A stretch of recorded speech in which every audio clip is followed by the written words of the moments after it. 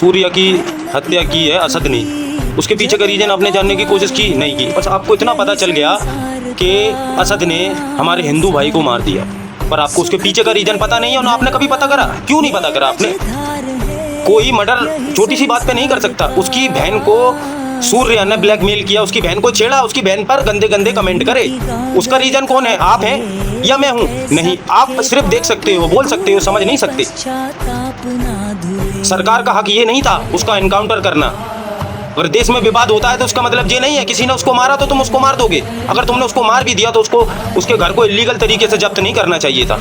चलो मैं मान लेता हूँ कि भाई मर्डर करोगे तो घर भी टूटेगा, घर से बेघर भी होगे, चलो ठीक है, मैं मान लेता हूँ। पर एक बात ये बताओ, अगर उसका घर इलीगल था तो मर्डर के बाद क्यों था?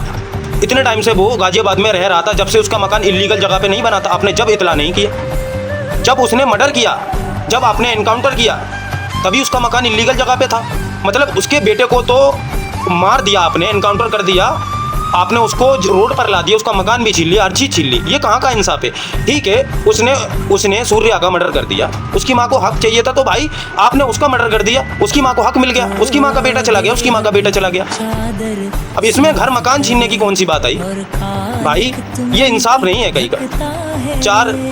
4 मार्च को होली वाले दिन तरुण कुमार की हत्या कर दी गई एक मुस्लिम भाई ने, और आपने उसका घर को तोड़ दिया। उसके पीछे का भी रीजन किसी ने जानने की कोशिश नहीं की। जिनको पता है उन्होंने कोई बात ही नहीं रखी।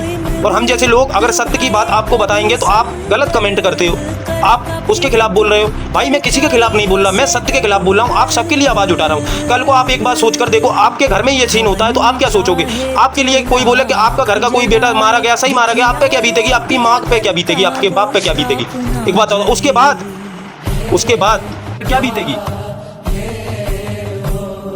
एक बार अपने आप को सोच कर देखो भाई। मिलकर आवाज उठाने का वक्त है, ना कि एक दूसरे की टिप्पणी करने के लिए। मैं आपसे हाथ जोड़ से गुजारिश करता हूं भाई, मिलकर और संगठन में बैठकर आवाज उठाने का वक्त है, ना कि एक दूसरे की टिप्पणी, ना कि एक दूसरे की बुराई करने का वक्त है।